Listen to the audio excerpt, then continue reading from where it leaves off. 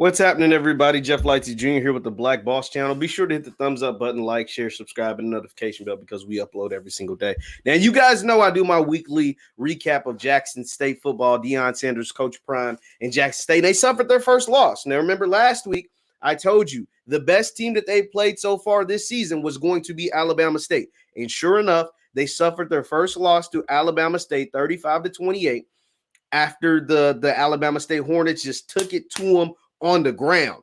Ezra Gray had 23 carries for 195 yards and 3 touchdowns. The man was a beast all game. The quarterback even threw for 250 and 2 touchdowns as well, but their defense stuck it to Jackson State. Jalen Jones had a horrible game. The Jackson State quarterback, 19 for 50, 180 yards, 2 picks, and the last pick was critical because it was on the final drive of the game. And he threw a pick, and it ended the game. And after the game, now this is the cost of doing business with Coach Prime. After the game, Alabama State hyped. They just had a game-clinching pick by a kid who actually – so let me break it down. Let me break it down to you for a little bit. Jackson State has the ball. It's like a minute left in the game. They're driving. It's a 4th down, and they called a kind of ticky-tack pass interference on Alabama State, right? A kid, he was face guard. It was kind of ticky-tack, but whatever. They got the first down. On that next drive, on that next possession, not the next possession, on that same possession, the same kid who committed the pass interference had the game-sealing, game-clinching interception, ball game over. And so after the game, Alabama State, they turned up. They just beat Coach Prime and Jackson and almighty Jackson State, the guys with all the cameras and guys doing all the showboating and got dudes in the locker room and FaceTime and Pooh Shiesty and Gillian Wallow and Troy Aikman and all these dudes. And so after the game, Alabama State has something ready for Coach Prime. Dang, if it want to load up. So after the game, this is not what I wanted to show. Here it is. After the game, they had this ready for Coach Prime. They put Deion on the scoreboard. They actually put Deion's picture on the scoreboard. Now, Deion was not happy about this at all. He was actually pissed. He was pissed about not only that, but the treatment that he and his team faced when they went down to Alabama State, not on the field, but everything off the field. So I'm going to read a quote from TMZ Sports on Deion after the game. It says, Deion Sanders was pissed after his opponent trolled him after beating his Jackson State football team over the weekend. It says, quote, Deion said, quote, childish. They know they messed up. He called them childish. Deion also went on to say, because they threw up that throwback picture of him, and this is what he went on to say, quote, we've got to keep it on the field and make it about the kids, make it about the fans, Deion Sanders said. It's not about me. You remember Jackson State was ranked. They were 21 in the country. They were 3-0 heading into Alabama State, and they were riding high. They had Gillian Wallow on the sidelines the week before. Troy Aikman's come to their school and watch the game. Rex Ryan has come to their school. They've got all these people on the sideline, all the Barstool cameras on the sideline. So that makes you a target. When you do that, you are a target. But this is what kind of got me, and I'm not sure what happened. So Deion also said Prime was not only upset about the scoreboard bit.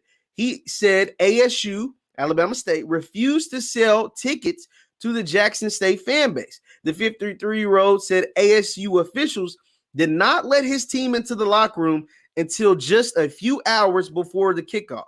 It says, quote, I'm going to call them out on it, is what Deion said. Now, the ASU head coach, Donald Hill-Ely, said, hey, man, I don't know about all of that. All I take care of is I'm in charge of the guy with the helmets. I'm in charge of that. So all that other off the field stuff, I'm not sure what's going on with that. Now, I will say if that's true, that's a little bit much, right? We know there's things that opponents do to get under the skin of other teams, right?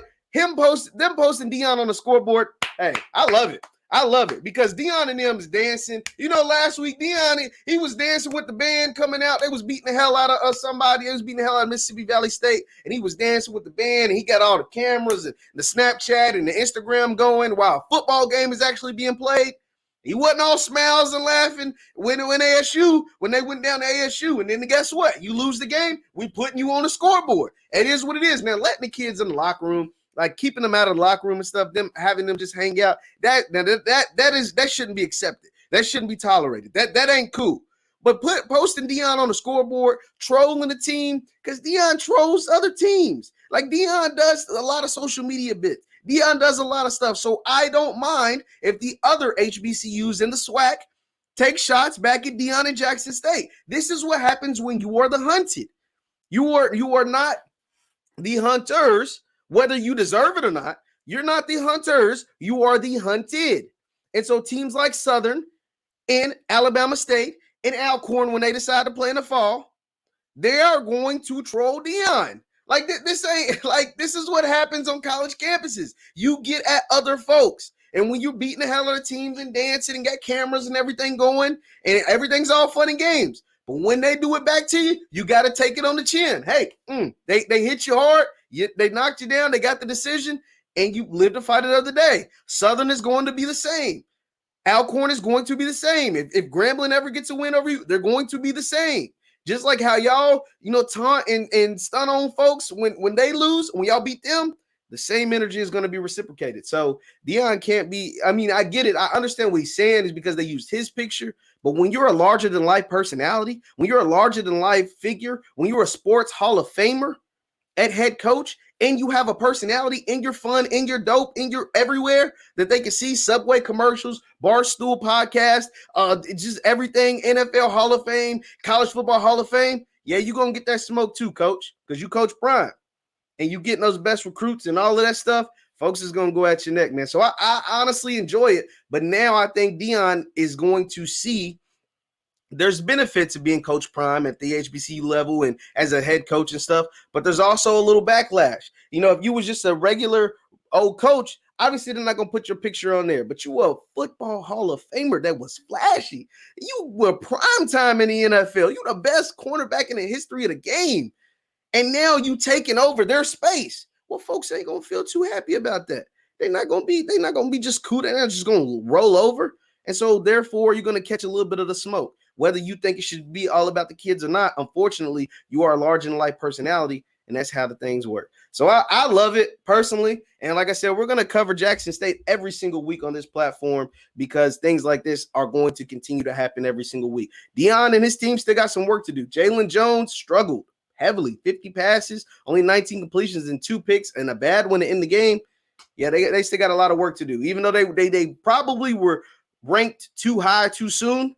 And now they just got brought back down to earth. So we'll see how they bounce back against Southern. And Southern ain't going to roll over neither. Once again, I'm Jeff Lightsy Jr. at the Black Boss Channel. Be sure to hit the thumbs up button on your way out. Thank you guys for tuning in.